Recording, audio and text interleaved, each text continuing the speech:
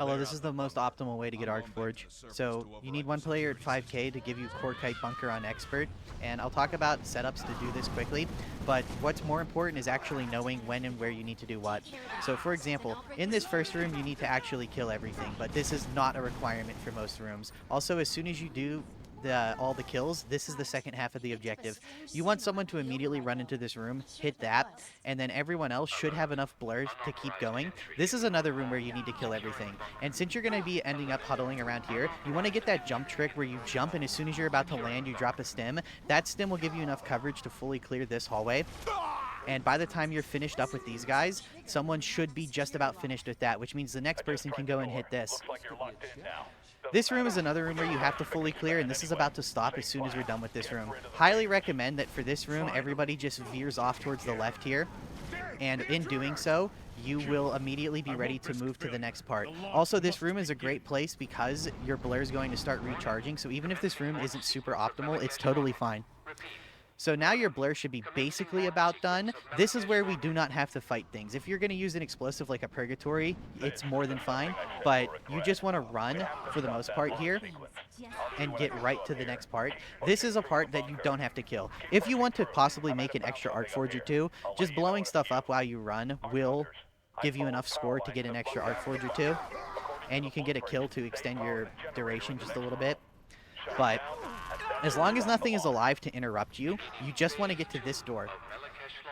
So for this part, you want to shut this down because shutting this down ASAP spawns these guys up here. And these guys up here are the biggest roadblock. Also, I recommend using a power stim because the power stim will immediately give you blur again, which lets you just move to the next part.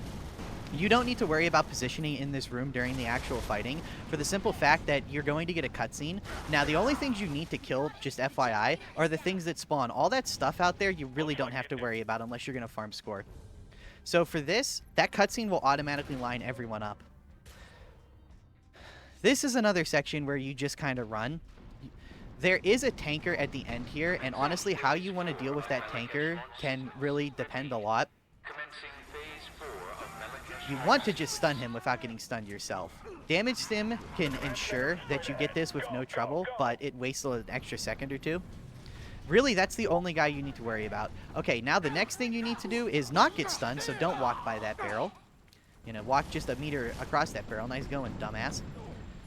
But you just want to bum rush back to these generators, and then someone should get set up by the other side there so that they're ready for the door to open.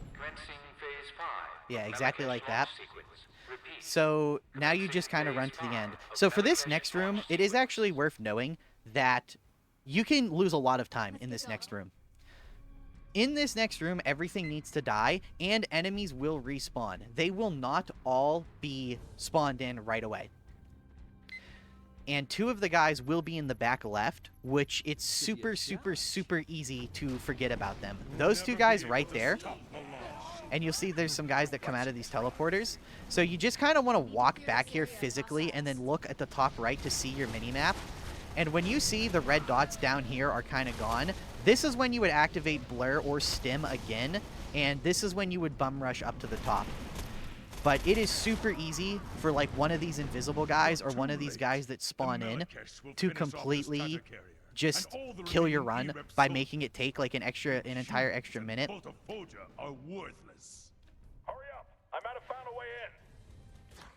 And there's nothing else you need to do here other than just kill the boss. Once the boss dies, that's that. That's the end of the run.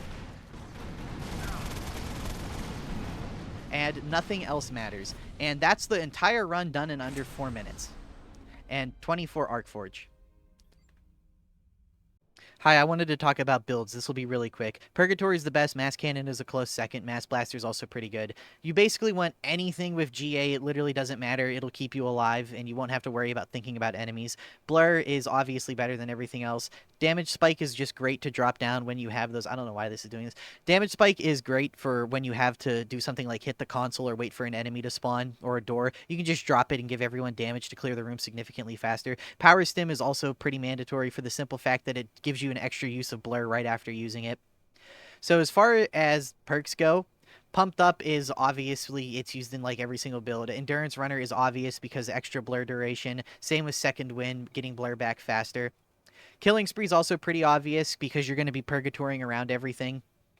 Preparedness is a bit of tech that I quite like to use. I just see a lot of people sleep on this perk for the just I don't know why, but let's say your primary weapon is your purg. You shoot like most of your purgatory ammo, swap to your GA weapon, whatever it is, and as you're running, you just grab a kill or two and then reload, and then your purgatory is ready to go again, and you skip the reload entirely. It's just kind of a nice way to scam some ammo when there's nothing else to do, but it really doesn't matter. Gunslinger is, I mean, it's Gunslinger. You don't even really want to ADS in this game in general in the first place, so it's just free damage. Same with Deadly Cascade.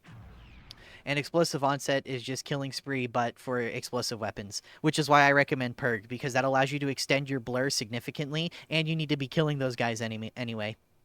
Okay, I hope you like this. Found it useful.